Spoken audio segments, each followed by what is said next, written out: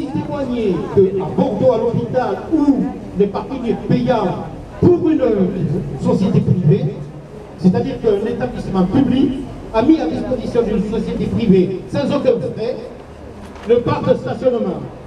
Il y a eu des travaux mettant en danger un des plus importants hôpitaux de France quand même, a mis en danger les personnes en opération pour la bonne raison qu'il y avait des travaux au marteau-piqueur pendant les opérations, c'est-à-dire que les médecins ne s'attendaient pas. Et bien d'autres choses. Et ça, on met le directeur en cause, c'est vrai, mais ce qu'il faut mettre en cause, c'est le système. Car le directeur fait ce qu'on lui dit de faire.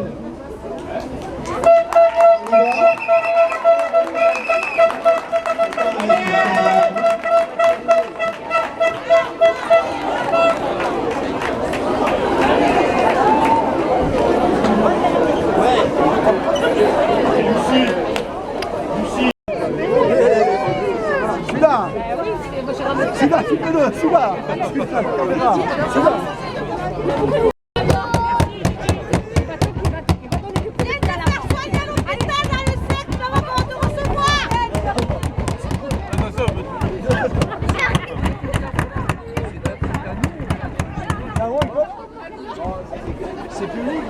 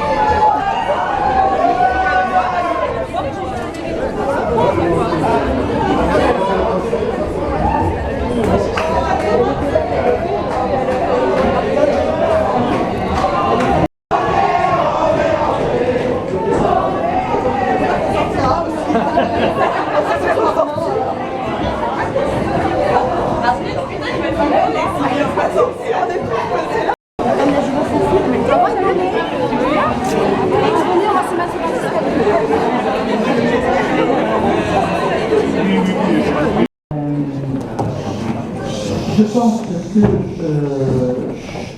les syndicats ici présents de l'hôpital, que j'ai reçus jeudi, vendredi, excusez-moi, jeudi matin, m'avaient prévenu de leur manifestation, m'avaient dit qu'ils souhaitaient rentrer dans la salle du conseil, qu'ils souhaitaient lire alors, bon, je leur ai expliqué que dans le conseil municipal, il n'y avait, c'était bien sûr ouvert au public, mais il n'y avait que les membres du conseil qui pouvaient intervenir. Donc notre conseil n'a pas démarré, mais je leur laisse le micro pour qu'ils lisent ce qu'ils souhaitent lire, afin, voilà, que... Alors, voilà, Mme Gagne, vous pouvez vous asseoir, vous avez un micro là. Non, mais c'est bon, faire comme à la maison, voilà. Voilà, et je vous lisez votre déclaration. Donc, mesdames, messieurs, l'intersyndicale du centre hospitalier de Mont-Vincent vous informe des difficultés rencontrées par le personnel. Notre mouvement de grève a été déclenché par la suppression par la direction de bonification pour les avancements d'échelon et la remise en cause du protocole local du 35 heures. Ces décisions ont été prises sans consultation ni concertation avec les organisations syndicales. Nous revendiquons donc le maintien des bonifications pour 2015 et l'ouverture de négociations en 2016. Le recul est un mépris du personnel alors que les conditions de travail se dégradent. Épuisement des agents, soins se réduisant à l'essentiel à cause d'un sous-effectif chronique, rappel abusif sur les jours de repos sans aucune considération pour la vie privée. Malgré tout, les agents gardent un maximum de conscience professionnelle. C'est pourquoi nous demandons le soutien des élus municipaux pour préserver notre hôpital public ainsi que les personnels qui font preuve de leur engagement sans faille au service de la population montoise.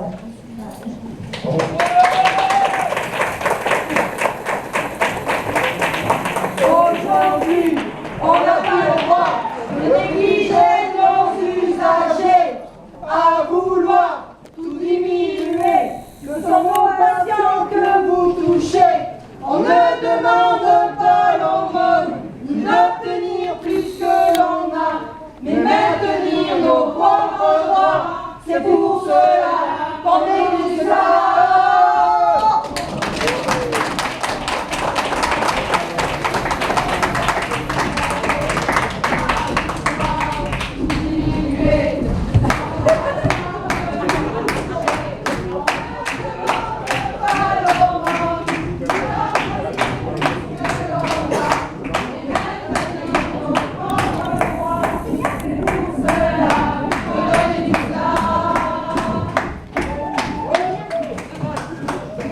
Très bien. Eh bien, écoutez, je vous remercie. Je crois que nous avons écouté avec attention votre message. Je vous remercie et je vous remercie de laisser se dérouler ce conseil municipal dans de bonnes conditions. Mais je sais pouvoir compter sur vous collectivement et je pense que en fin de conseil, dans les questions diverses, nous pourrons aborder. Et votre position, Madame la Présidente du Conseil d'administration, votre position. Votre position, Madame Dariussec. Excusez-moi, nous débattrons, j'ai un ordre du jour, nous débattrons de ce sujet à la fin, oui, mais nous débattrons de votre souffrance à la fin du conseil municipal. C'est un futur usager, n'oubliez pas. Je vous recommande éventuellement d'écouter le conseil municipal qui est retransmis sur MDM en direct. Donc je vous remercie. Alors soit vous restez là si vous le souhaitez, et je pense que vous allez avoir chaud. Nous aussi d'ailleurs, parce que nous sommes très nombreux dans cette salle, mais nous avons des dossiers à l'ordre du jour, et l'ordre du jour, nous pourrons discuter en fin d'ordre du jour sur la motion que vous venez de présenter. Je vous remercie. De la compassion, de la reconnaissance. Vous pouvez changer un mot du jour. Madame le maire. Questions diverses. Questions diverses. Questions diverses. Questions diverses. Questions diverses. Questions diverses. Questions diverses. Questions diverses. Questions diverses. Questions diverses. Madame le maire, vous voulez me laisser 2 minutes pour me dire que le monde de vote soutient le mouvement des grévistes et la grève reconductible. Si vous me permettez après, a priori, en fin de conseil, de lire une motion, mais de toute façon, mon devoir de soutien ce mouvement, et j'aurais aimé profiter de la présence pour peut-être commencer par cette question qui est cruciale.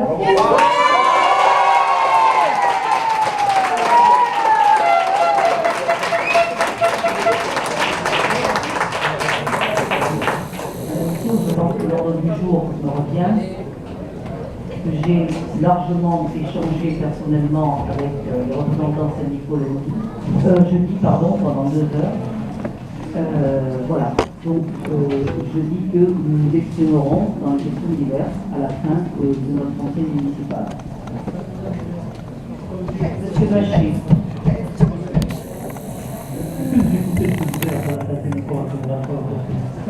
Moi, simplement, par contre,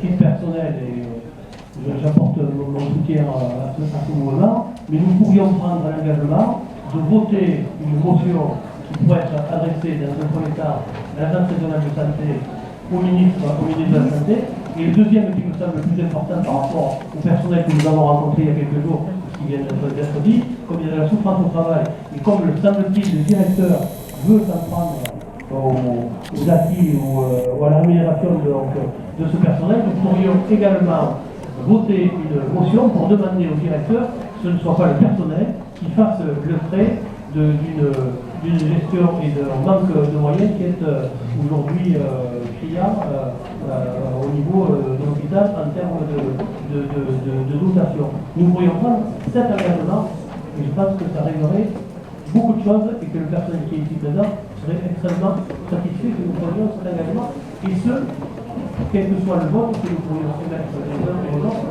sur l'émotion ou l'option qui pourrait être soumise à la fin du conseil.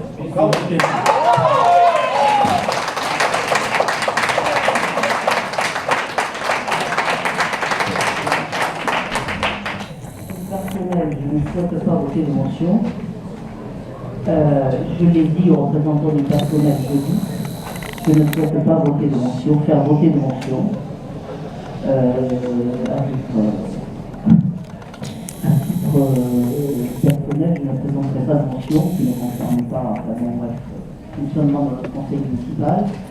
Néanmoins, je vous le dis, nous pourrons débattre ces sujets dans les questions du vote.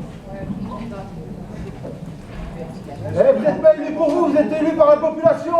Si la population veut une motion, pourquoi pas l'écouter? Merci. Le conseil municipal n'a pas démarré, donc vous pouvez vous exprimer. Alors, M. Stéco, une déclaration, si vous voulez, dans le calme. Oui, ben je veux la faire dans le calme. Oui, non, mais je vous l'ai dit, je vous Moi, je vais dans le calme. Peut-être un peu pinçant de temps en temps, mais dans le calme. Alors, moi, en tout cas, je voulais quand même vous dire que c'est vrai que vous êtes le maire, vous décidez l'ordre du jour, etc. Mais il ne faut pas oublier quand même que vous êtes à cette place-là, parce que vous êtes élu. C'est pas le peuple qui est élu, c'est le peuple qui vous élit. Donc, le peuple, il faut savoir l'écouter à des moments donnés. Et je pense que là, vous avez quand même un certain nombre de personnes, suffisamment de personnes pour pouvoir mesurer la détresse, la souffrance et des soignants et de tous ceux qui travaillent à l'hôpital, la détresse, la souffrance au bout du compte des gens qui viennent se faire soigner à l'hôpital, parce que tout ce qui se passe actuellement, on vous l'a dit déjà l'autre jour, mais je le dis quand même devant tout le monde, parce que l'autre jour c'était en comité restreint et que les Français en ont peut-être marre d'être représentés comme ça en comité restreint et qu'ils voudraient peut-être savoir un petit peu ce qui se passe dans les alcôves. Alors, vous parlez effectivement de fatigue, nous non, on parle d'épuisement, de burn-out, et les collègues peut-être pourront se faire entendre pour me dire que c'est vrai ou pas, n'est-ce pas? C'est bien du burn-out qui a... Vous n'avez pas entendu. Donc, nous, on est là, vous savez, on s'est rencontrés l'autre jour, on demande une réponse quand même rapide, que vous ne proposiez pas de motion, c'est vous, hein, vous prenez vos responsabilités de maire de Mont-de-Marsan et de futur peut-être candidate, hein, c'est votre problème, nous on ne l'oubliera pas, mais il y a peut-être d'autres personnes qui veulent effectivement proposer des motions, plutôt en l'occurrence, je ne sais pas, peut-être les élus socialistes, en tout cas peut-être en parler, et pour nous on n'est pas venu ici pour rien, on a quand même d'autres choses à faire, on bosse demain aussi, certains la nuit, etc. Vous aussi, mais bon, n'oubliez pas que, je vous le redis, les élus tirent leur légitimité des électeurs, pas le contraire. Hein. Quand même, il faut savoir respecter les électeurs. Et je pense que là, vous ne respectez pas les électeurs en disant ça. Alors, donc, nous demandons à être entendus rapidement. On va pas, et justement, on ne va pas perturber votre conseil municipal. Le but n'est pas là, c'est d'être à un moment donné entendu, que chacun fasse part de ses positions, et après chacun est libre de ses positions, et il les assumera le moment venu. Mais c'est ça que nous demandons. Et autrement, moi je suis désolé, les collègues le disent une fois de plus, comme un refus d'être entendus dans leur souffrance. Et on ne peut pas décaler une souffrance. Imaginez, nous qui travaillons dans le soin, on reçoit des personnes qui sont en souffrance toute la journée, on leur dit, on verra, on traitera votre souffrance dans 3 heures, quand on aura fini notre réunion. Ben non, c'est pas possible. En tout cas, pas pour nous. Est-ce que vous êtes d'accord? Oui.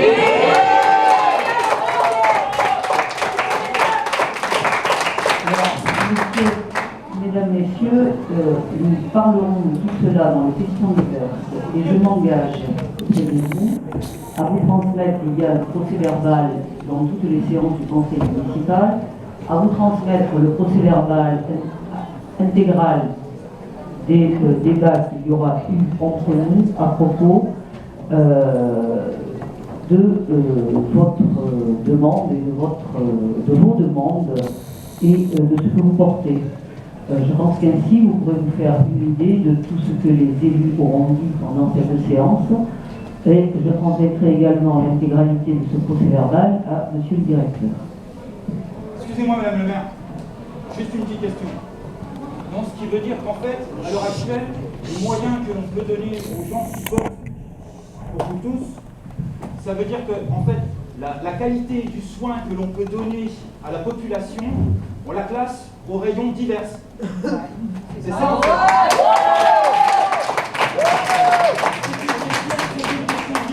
Mais c'est vrai qu'en même temps, aujourd'hui, si on laisse filer la qualité du soin et la qualité du personnel qu'on met en place, si on laisse filer tout cet argent et qu'en fait on continue à mettre des gens dehors, il faut se demander demain qui va soigner la population quand même. Qui va nous soigner?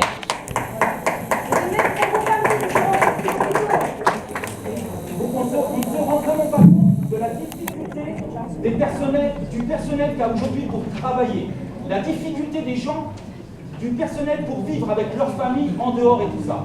Ça, c'est du divers aussi. Merci Madame le maire.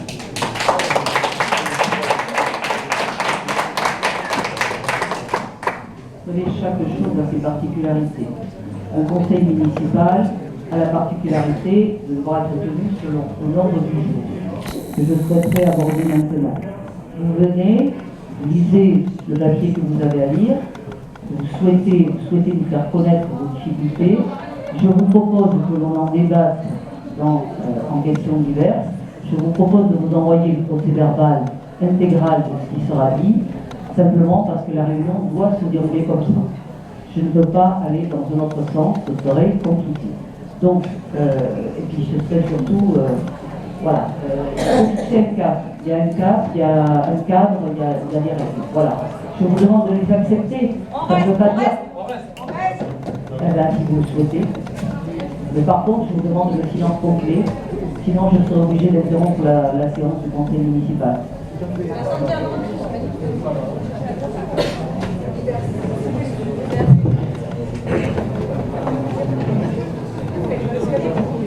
Et de trouver notre place et de continuer d'exister dans cette très grande région. Mais les élus des Landes nous aideront à cela. Et je sais que la structuration va être sûrement longue et fastidieuse. Bien, notre ordre du jour étant chargé, nous allons parler de nos différents budgets. Alors je vais aller très rapidement, nous allons essayer de réaffirmer que nous avons un cap, que nous avons fixé un cap que nous tiendrons et que nous tenons, avec un soutien toujours plus important, enfin toujours fort aux associations, à la culture, au sport, un soutien important aussi au CCAS, donc toute la partie sociale qui est en constant développement sur notre territoire, des efforts toujours soutenus pour l'éducation, et que nous continuerons à développer la ville et en maintenant l'investissement au maximum de ce que nous pourrons, pour maintenir aussi l'économie et l'emploi, qui sont quand même des facteurs essentiels sur notre territoire. Je vais laisser immédiatement la parole à Charles Daillot pour présenter le budget. Merci Madame le maire. Donc, vous avez reçu deux concernant le budget de la ville. D'abord, Pardon Charles, j'ai oublié de faire voter le procès verbal. Oh là là, vous m'avez perturbé. Le procès verbal de la dernière séance. Alors, suspension de séance, s'il vous plaît.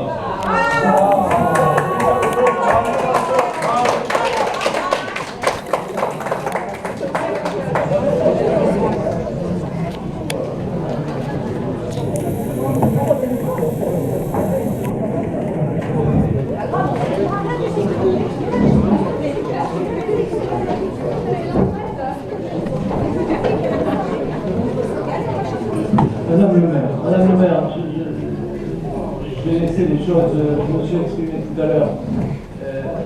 Dehors, j'ai laissé les choses se dire, mais je crois qu'il faut entendre les propos qui ont été énoncés, la souffrance qui s'est exprimée. Il est, à mon avis, nécessaire. Vous avez la maîtrise de l'ordre du jour, c'est une obligation que je vous fait, mais l'inverser exceptionnellement au regard d'une situation qui est tout à fait exceptionnelle.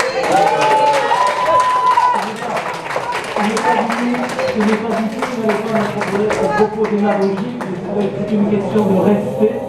C'est une question de respect vis-à-vis de toutes les personnes qui sont là. Je crois que le conseil municipal pourra ensuite se dérouler d'une manière tout à fait normale et sereine, et il faut les entendre, et que ce débat ait lieu maintenant. Ça n'a aucun sens de différer le débat en fin de séance, parce que nous avons un ordre du jour qui est chargé, ça va prendre quand même un certain temps, et je pense qu'il est nécessaire que, pour que les choses se déroulent normalement, que ce soit abordé maintenant. Voilà, bravo.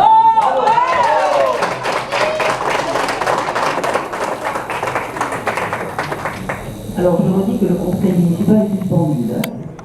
Donc, monsieur Laïtet, exprimez-vous.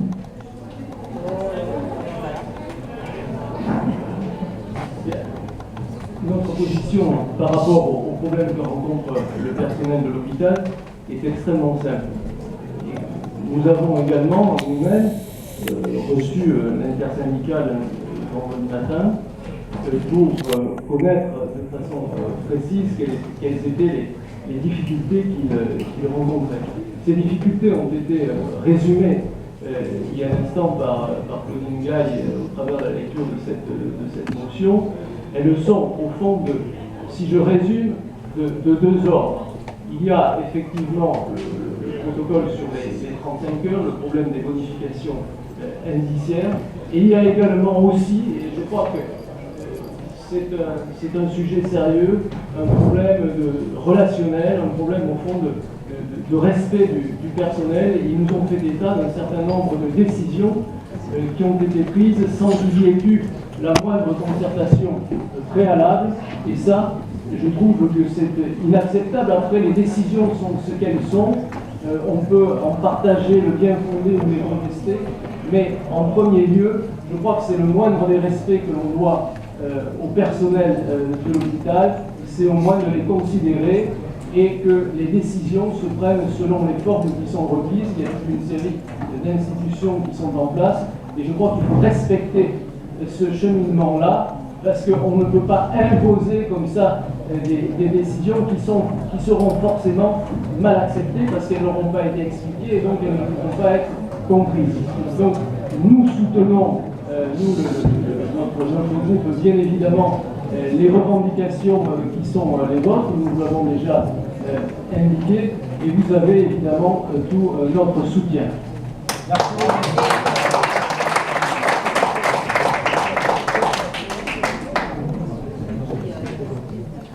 Qui a une autre intervention à faire? Madame Pio? J'ai une intervention, mais comme je souhaite qu'elles soient enregistrées, je préfère la lire pendant le conseil municipal, si vous permettez. Bien. Et ça va très bien les expliquer.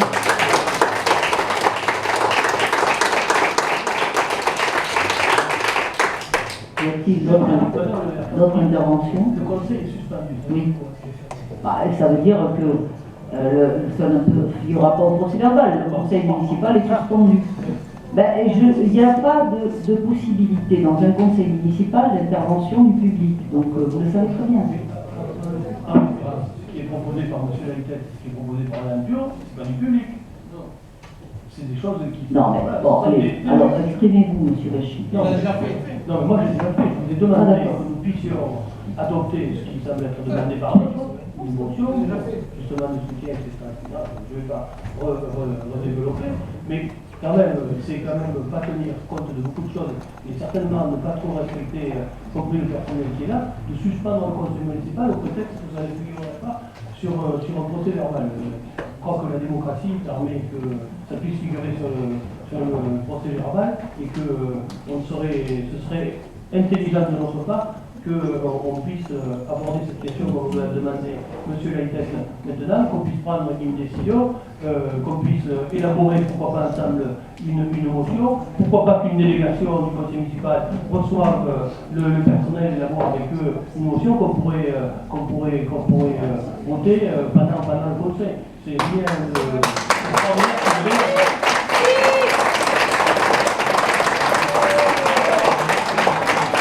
Il y a qui d'autre veut s'exprimer? Il y a un micro qui porte loin. Qui d'autre veut s'exprimer? Alors non, Excusez-moi, là vous avez dit ce que vous aviez à dire, non mais vous avez dit ce que vous aviez à dire et vous avez demandé... Je trouve que Marianne manque de souplesse quand même, parce que... Oui. Pour son adaptation et d'adaptabilité quand même pour... vous savez, le personnel qui est ici, il ne vient pas s'amuser, hein, il ne vient pas pour vous embêter. Il vient juste pour, je vous le redis, pour crier sa souffrance, pour crier le fait qu'il n'en peut plus, et parce qu'il pense que les élus sont là pour les représenter, pas le contraire, je le redis. Hein, n'est-ce pas? Ouais. Alors nous, on ne demande pas mieux que de laisser le conseil municipal se dérouler. Bon, déjà, je trouve quand même un peu regrettable que vous coupiez l'enregistrement. Ça prouve que vous avez peut-être peur de ce qui peut être dit. Hein. Bon, mais ça, chacun sa lecture de la démocratie. Moi, je pense que ça aurait été bien que ce soit enregistré, en tout cas. Oui. Mais il y en a d'autres qui vont l'enregistrer, vous inquiétez pas.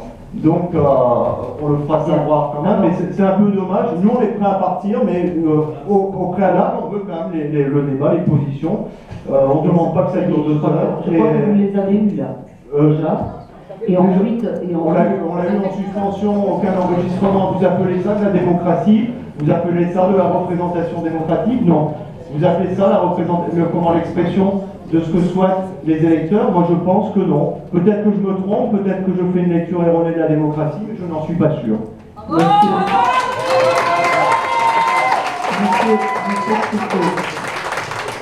Ça ne figurera pas sur le conseil, sur le PV du conseil municipal, mais je peux toujours faire, c'est enregistré là, taper nos échanges afin que vous le diffusiez largement auprès des agents de l'hôpital si c'est ce que vous souhaitez. Et des patients aussi. Alors, quelqu'un d'autre veut-il s'exprimer? On aurait bien la reprise du conseil municipal et qu'on parle de ces points prioritaires. Alors, moi, je vais m'exprimer, je vais redire ce que je vous ai dit, je pense, jeudi. Donc, j'ai reçu l'intersyndicale, une intersyndicale, parce qu'elle a évolué, où il y avait, j'ai reçu les représentants de l'UNSA, de la CGT et de Sud. Voilà. La CFDT et le FO ne font pas partie de l'intersyndicale. Donc c'est vous que j'ai reçu, hein, je ne mens pas. Je vous ai bien écouté, je vous ai bien entendu, j'ai compris que vous reprochiez surtout la forme dans laquelle les choses s'étaient passées, en disant que le problème des bonifications vous a été imposé sans même avoir été annoncé auparavant. Je vous ai dit que les renseignements que j'avais, moi, auprès de la direction en tant que président du conseil de surveillance, étaient qu'il y avait eu plusieurs réunions préparatoires et que vous aviez été reçus à plusieurs reprises. Donc que cela vous avait déjà été annoncé en septembre, puis en octobre, et que vous n'aviez pas exprimé de manifestation, laissez-moi terminer, je vous remercie, de manifestation particulière. Que le directeur applique une loi qui a été votée, et vous m'avez dit qu'il n'y avait pas eu de décret d'application encore de cette loi, mais cette loi a été votée portant la bonification à la durée moyenne, je crois, pour les agents hospitaliers.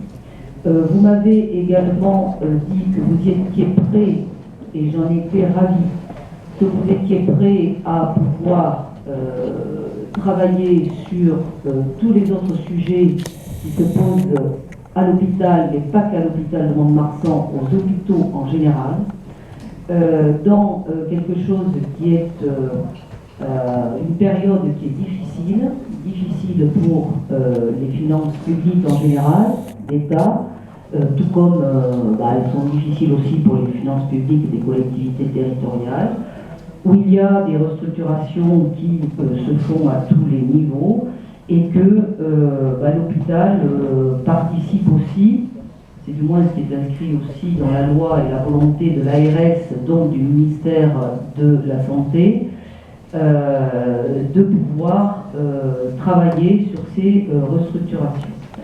Je comprends parfaitement l'inquiétude de chacun. Je crois que nous passons dans un monde, une évolution qui est importante et différente de ce qui a pu se passer auparavant, à tous les niveaux. Moi, je sais votre conscience professionnelle, je sais que l'hôpital de Mont-de-Marsan est un hôpital qui a 7% de plus d'activité en 2015, c'est donc un hôpital aussi de qualité. Il y a bien sûr, vous allez me dire, plus de patients, oui, mais si l'hôpital n'était pas un hôpital de qualité, avec une offre de soins de qualité, les patients n'y viendraient peut-être pas. Donc c'est un hôpital de qualité grâce à tous ces personnels qui, je pense, dispensent toutes leurs compétences et leur savoir-faire dans cet hôpital, et je veux tous ici les saluer.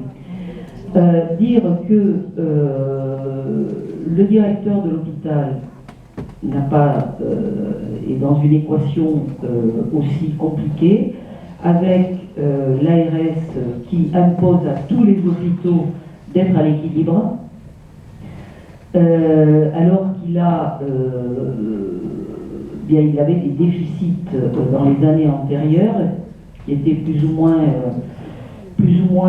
clairement identifiés d'ailleurs, avec certains qui n'étaient pas du tout identifiés, et qu'il a déjà, en restructurant, en faisant des économies de fonctionnement sur bien des postes, il a déjà beaucoup travaillé avec toutes les équipes pour réduire ce déficit, que ce qu'il propose en priorité, et je suis entièrement d'accord avec lui, c'est deux choses. J'en ai d'ailleurs beaucoup parlé avec lui et je lui ai dit qu'il fallait absolument enfin moi, sur ces deux points-là, de toute façon, ces deux points que je porterai fort auprès de tous les salariés de l'hôpital, c'est d'abord déprécariser les situations. Il y a beaucoup trop de contractuels dans cet hôpital, titulariser ces personnes. Il a proposé, je crois, un plan de titularisation. Et deuxièmement, il fallait effectivement que les agents de l'hôpital puissent souffler normalement, c'est-à-dire puissent avoir leur repos sans qu'ils soient rappelés en permanence. Et il était donc urgent de créer un pool de remplacement afin que chacun puisse avoir une vie personnelle et une vie de famille qui soit une vie de famille et une vie personnelle qui soit sûre et qu'ils puissent organiser leur vie sans être rappelés en permanence dans les services parce qu'il y a des absents. Sur ces points-là, s'il vous plaît, s'il vous plaît, Madame Pio, sur ces points-là, le directeur de l'hôpital a, je crois, proposé que ce pool soit créé, ainsi donc que la déprécarisation des contractuels qui deviendront titulaires progressivement. Donc je crois que nous partons sur de bonnes bases. Vous m'avez dit que vous ne négocierez rien tant que le directeur ne serait pas revenu sur les bonifications indiciaires de 2015, mais que vous étiez prêt néanmoins à négocier. Sur les bonifications indiciaires de l'année 2015, le directeur attend des propositions. Les vôtres, c'est qu'il faut que cela reste selon les accords anciens. La position du directeur est d'être à la bonification indiciaire moyenne, comme le préconise la loi, mais qu'il pense qu'il faut avoir de la souplesse et surtout de l'attention pour des cas particuliers, notamment pour les personnes qui partent à la retraite et pour les personnes qui ont les plus bas revenus. Il me semble que toutes ces préconisations faites par la direction sont des préconisations assez justes quand même, qui vont dans le bon sens, même si ce n'est pas parfait, même si voilà, le temps de travail, ça c'est des choses à voir à étudier en 2016 avec la direction. Mais dans tous les cas, voilà, à titre personnel, je vous le dis, je vous l'ai dit, je serai très attentive à ce que le pool de remplacement soit suffisant pour assurer ces remplacements. Et deuxièmement, que la déprécarisation des situations de contractuels soit réalisée. Voilà. Je pense que ce sont deux mesures qui sont fortes et qui sont bonnes. Pour le reste, moi je vous remercie d'être attentif à ce qui se passe dans les services. Je vous remercie de faire remonter les difficultés qui peuvent exister. Vous allez me dire, vous ne faites que ça, qui peuvent exister parce que oui, il y a des services plus difficiles que d'autres. Il y a des services qui sont peut-être plus en tension que d'autres. Et je crois que c'est cette attention qu'il faut que l'on porte dans une restructuration quand il y a restructuration. Mais de façon générale, je crois néanmoins que l'hôpital, comme toutes les autres structures, est un bien public pour chacun et pour tous, et que l'hôpital est aussi va être soumis à des évolutions importantes, par des modes de prise en charge différents. Par exemple, on demande aux services hospitaliers de ne plus faire des hospitalisations de longue durée, mais de traiter dans la journée les patients, va être différent par tous les réseaux de soins qui vont se mettre en œuvre avec le maintien à domicile des personnes, va être différent avec l'organisation d'un système de soins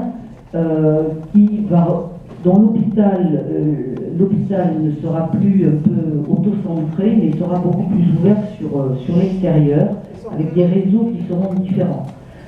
Dans un contexte économique qui, je vous le rappelle, n'est pas simple, l'ONDAM augmentant régulièrement tous les ans, et augmentera encore, vous me l'avez dit vous-même, je l'ignorais, de 1,6, je crois, cette année. Donc moi je crois que si l'on veut continuer à porter un service public fort, il faut qu'on soit tous concernés, et je sais que vous l'êtes, motivés pour travailler à cette évolution, qui n'est pas forcément une évolution dévastatrice pour les agents et pour les personnels des hôpitaux, qui est une évolution qui, dans l'avenir, nous donnera un système de soins peut-être plus adapté à la vie des gens qu'il ne l'est actuellement. Voilà ce que je voulais vous dire. Le patient au centre du système de soins, Mais j'ai bien entendu, nous avons bien entendu vos demandes. Je voudrais signaler à tous que toutes ces le directeur de l'hôpital est parfaitement soutenu par le directeur général de l'ARS. Et donc par le ministère de la Santé. Et moi, ce que je vous encouragerai, parce que ici en conseil municipal, nous ne pouvons pas faire grand-chose de plus que des déclarations. Si vous souhaitez, aller manifester au niveau du ministère de la Santé. Madame, je suis présidente du conseil de surveillance. Vous avez effectivement reçu l'intersyndicale, mais ce qui se passe, c'est que vous nous avez écouté, mais pas entendu. Vous avez un discours, c'est un copier-coller avec le directeur. C'est un copier-coller. Ensuite, 2 minutes pour finir. Je vous laisse 2 minutes, M. Richard. Alors, je pense que vous êtes au courant de tout ce qui se passe. Le salaire médian de l'établissement, dans l'établissement, il est de 1 300 €. Les salariés travaillent en 12 heures alternance jour-nuit. Ils ont un week-end sur 3, rappelés systématiquement sur leur repos. Y compris de nuit, rappelez de nuit. Y compris de nuit. On a également, on est en train de nous faire les poches, comme vous allez faire les poches à la collectivité territoriale, puisqu'en définitive, si il réussit le directeur dans la fonction publique, puisque soi-disant, d'après le journal de Sud-Ouest du 21 décembre, on aurait des avantages énormes. Alors je ne sais pas si les salariés autour de la table, les collègues qui sont derrière, ont des avantages énormes. Je ne pense pas que la fonction publique hospitalière ait des avantages énormes comme dans la territoriale. Si vous arrivez avec le directeur le même discours à faire les poches des salariés, la prochaine étape, ça sera la territoriale. Ensuite, on nous dit que la direction de l'établissement a une dette énorme, mais ça on entend tout le temps. Chaque fois qu'il y a un directeur qui arrive, le précédent il a laissé l'ardoise. C'est comme certains politiques, hein. Donc là vous avez laissé que votre ardoise.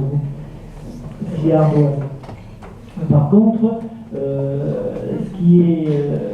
celui qui paye tout ce temps, c'est le salarié.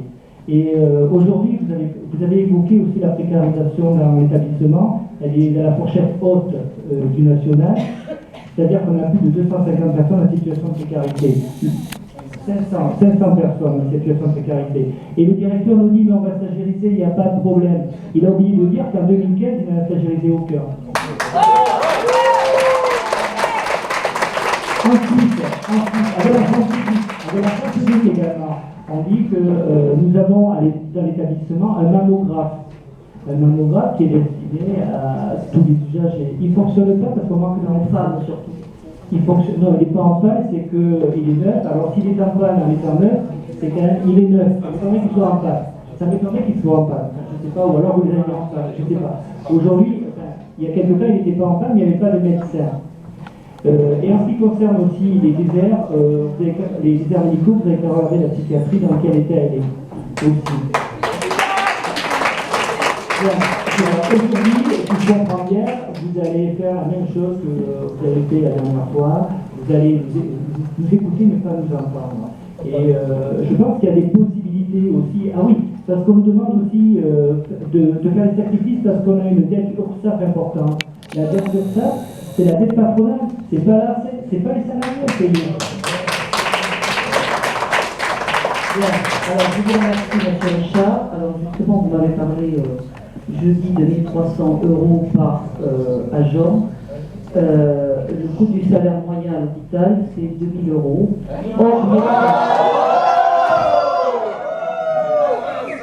Vous faites la masse salariale et vous divisez par le nombre d'agents. Bien, et pour ce qui est, je suis désolé, pour ce qui est, excusez-moi, je vous ai parlé des poules de remplacement et je vous ai parlé de la titularisation qui sont exactement dans ce que vous demandez. Voilà. Donc je peux vous assurer que vous aurez tout mon soutien pour ces deux sujets, parce que ça me paraît absolument essentiel. Madame, le remplacement, c'est au nom de la suppression de leurs droits, tout simplement. C'est quand même un peu étonnant de demander de remplacer par des contractuels en supprimant des droits qui sont simplement des droits, pas des privilèges. Je ne comprends pas ce que vous dites, madame. Les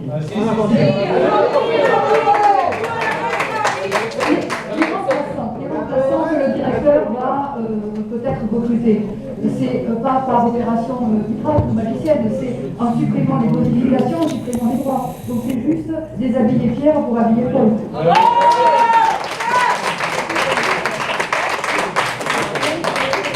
Effectivement, je pense qu'on a terminé. Non, je pense pas avoir terminé quand même. Parce que cette histoire, quand même, c'est important. Ce que dit Anto, c'est le cas dit Jean-Jacques Richard, mon collègue de Sud. Effectivement, et puis je vous dirai après que vous avez raison pour quelque chose quand même. Ça, pour conclure. D'abord, donc, cette histoire effectivement de contractuel, de déprécariser, pour faire un néologisme, mais qui est vraiment d'actualité depuis quelques années, et pas seulement sous le gouvernement socialiste, évidemment, aussi. Donc nous, ce qui nous pose problème, c'est pas qu'on déprécarise, au contraire, on s'en félicite. Mais le problème dans la situation présente, c'est que qui est-ce qui va payer cette déprécarisation? C'est le personnel de l'hôpital. On leur prend donc le personnel sous statut, on leur prend donc des petits, ce que vous appelez, le directeur appelle, je dis vous parce que vous avez le même discours, vous avez tenu le discours de M. Cataldo. Donc en fait, vous prenez dans la poche des agents, quelques petits avantages énormes qu'ils ont, soi-disant, pour donc aller embaucher, mettre sous statut, encore c'est même pas sous CDI, des précaires. Donc ça s'appelle, c'est le Robin des Bois, mais qui fait à l'inverse, il va piller les pauvres. Pour mettre, je veux dire, c'est pour que les riches ne puissent pas payer. Donc il y a quand même une aberration derrière. Moi, je ne suis pas d'accord du tout avec ça. C'est pas au personnel de payer pour embaucher. Et en plus, il y a un leurre derrière, et vous le savez bien, parce que vous avez quand même aussi des équipes il y a un leurre derrière qui est qu'il y a des départs à la retraite, et donc on nous fait croire qu'on embauche beaucoup de monde. C'est juste des remplacements, tout simplement, de départ à la retraite. Donc c'est un leurre complet. On augmente l'activité, mais on ne va pas vraiment augmenter le personnel en présence. Donc, et ce que vous nous dites, c'est la pensée unique. Nous, en tout cas, nous n'acceptons pas cette pensée unique qui nous dit la situation économique, ceci, cela. La situation économique, c'est ce que certains font depuis quelques années, dans une continuité d'ailleurs. Vous avez accusé vos collègues que vous aviez félicités avant pour les élections régionales, vous avez accusé d'être responsable de la situation actuelle. C'est vrai. Mais la situation actuelle, je vous rappellerai quand même, que vous avez la même ligne politique en matière de santé. Hein. Donc c'est blanc, on est blanc. Ça, il faut le reconnaître. Et c'est pour ça qu'aujourd'hui, vous ne voulez pas déposer une motion, faire voter une motion pour soutenir un personnel qui est en souffrance, qui est en bout de route. Mais bon, en tout cas, c'est votre responsabilité, mais bon, nous on s'en souviendra, je vous le redis, on s'en souviendra, pas que les agents, mais les usagers également, parce que tout le monde est concerné. Très bien. Écoutez, je vous remercie. Hein. Je crois que chacun a dit ses positions. Je vous transmettrai le verbatim de ce qui a été dit là, afin que vous puissiez l'utiliser comme vous le souhaitez. Je vous remercie. Je vous souhaite une bonne soirée. Et j'espère pouvoir reprendre mon conseil municipal. Et votre position sur les bonifications?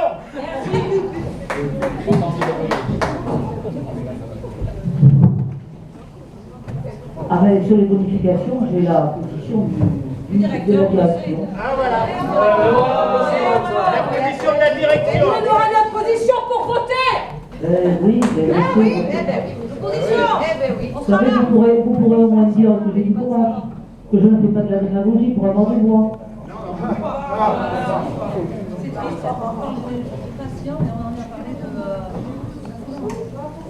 Très bien.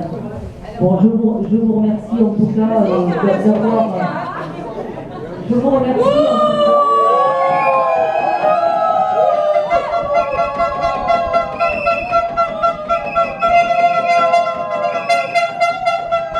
Est-ce que je peux vous demander si vous pouvez descendre et laisser le conseil municipal se dérouler? On rechante, la deux. On rechante la deux. On rechante la deux. Aujourd'hui, on n'a pas le droit de négliger nos usagers, à vouloir tout diminuer. Ce sont nos patients que nous toucher. On ne demande pas l'aumône, ni d'obtenir plus que l'on a, ni d'obtenir nos pauvres droits. C'est pour cela que l'on est tous là.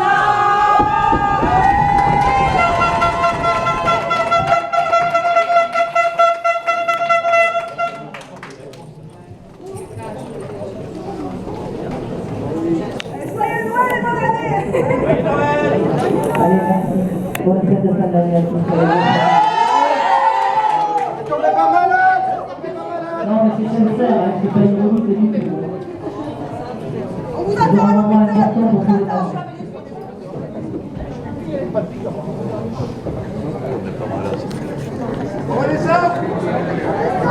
vie serait